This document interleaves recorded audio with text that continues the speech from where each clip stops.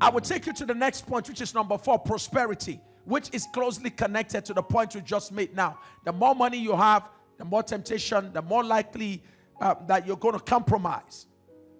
And never forget this. In prosperity, always remember that the God who prospered you does not deserve to be wounded by you. I'm going to say that again. Always remember that in the time of prosperity, the God who prospered you should not be offended because he blessed you. You can't use the money that God has given you, the privilege, the position.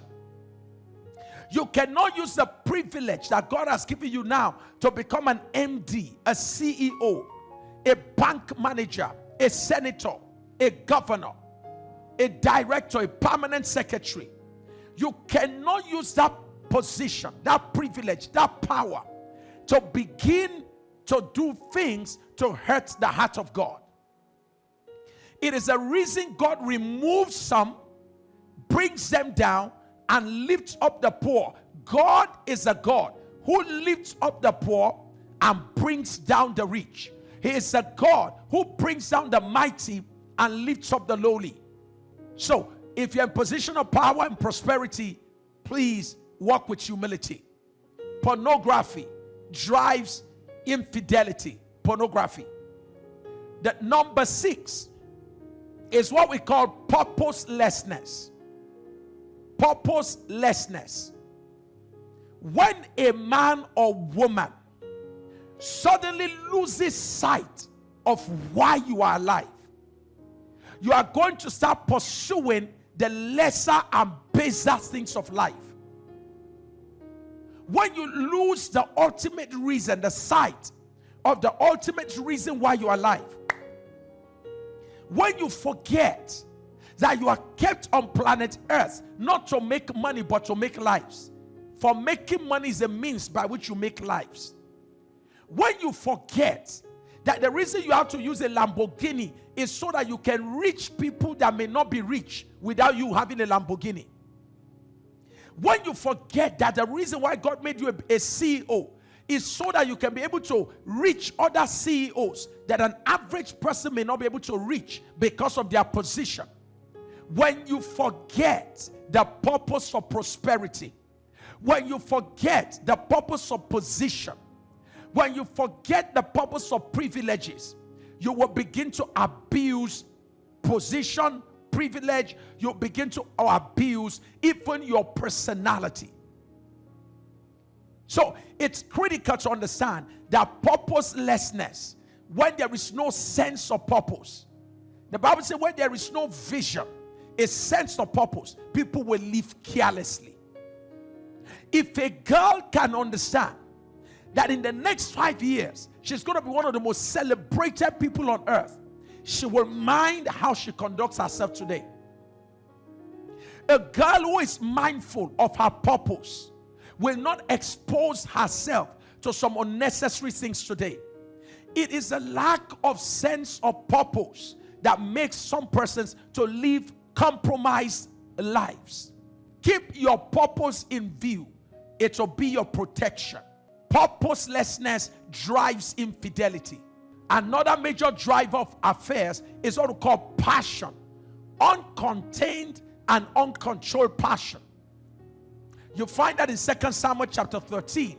Amnon suddenly had this desire for the wrong person, his sister. Amnon said, I desire my sister. I love my sister. That's not love, that's lust. And the Bible says he pretended sick, got his sister to come visit, and then he raped his own sister. And as soon as he finished raping her, he hated her. Because of that, Tamar remained unmarried until the day of her death. How that uncontrolled and uncontained passion eventually led to the loss of Amnon's life, because Absalom killed him 2 years after. Number 1, Tamar's life was disrupted because one man could not control his passion. How many young girls have their lives messed up became pregnant, had children, because a man could not control his passion. Many lives have been messed up. Ladies who are supposed to be high flyers have been reduced to the ground, taking care of children with no resource. Because a man who could not control his passion came their way and they allowed him. And some forced their way on this girl. Some intimidated this girl to submission. Control your passion. Your passion needs to be controlled. Your sexual passion. It is called sex under fire. Number 8 is what I call perception. One of the major causes of affairs is the perception of admiration that you have about people. For instance, as a man, if a woman comes and begins to greet you, she begins to honor you, something on the inside of you tells you, she needs me. Your perception of her admiration can lead you to sexual compromise. Your perception of her admiration, your perception of the man's admiration in terms of him giving you something can make you begin to think, this guy wants me, after all, let me give it to him. Lastly, patterns. Oh yes, I made it. Patterns. Why do we sometimes have affairs? It's a pattern. Ask your father. It's a pattern. Ask mom. Ask the people in your bloodline. It runs. It runs in the bloodline, so it's a pattern. Huh? Yes. And here's the point. Every one of us is predisposed to repeating patterns, except few things happen. Number 1, there is recognition. Recognize the pattern. Number 2, there's confrontation. Any pattern you excuse, you will never conquer. Number 3, there must be change in orientation, meaning you must receive a new information that negates why that thing is right. You can never conquer anything you justify.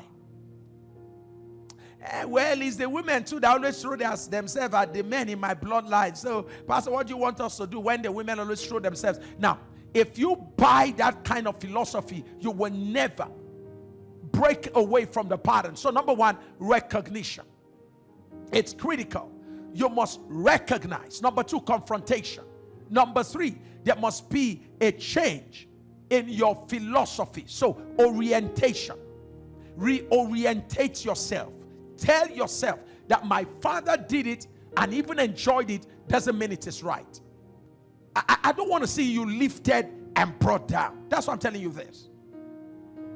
And I say it with all humility, because I know the truth is scarce. And many generals are falling. Many mighty are falling. How many times will we have to be watching many mighty, anointed, gifted people falling? And you know the funny part of it? When Christians fall, Christians are the first to insult them, destroy them, malign them, bury them. Forgetting that we are all victims of ignorances. So patterns, always remember, please take note, if it's in the root, it has a potential to be in the fruit. Therefore, you must intentionally approach the throne of grace from the place of recognition, confrontation, change in orientation. Number 4, change in disposition. Never feel good about what God doesn't feel good about. The pattern you don't conquer will multiply in the lives of your children. Hey, we are responsible adults. The time has come for us to say no to affairs.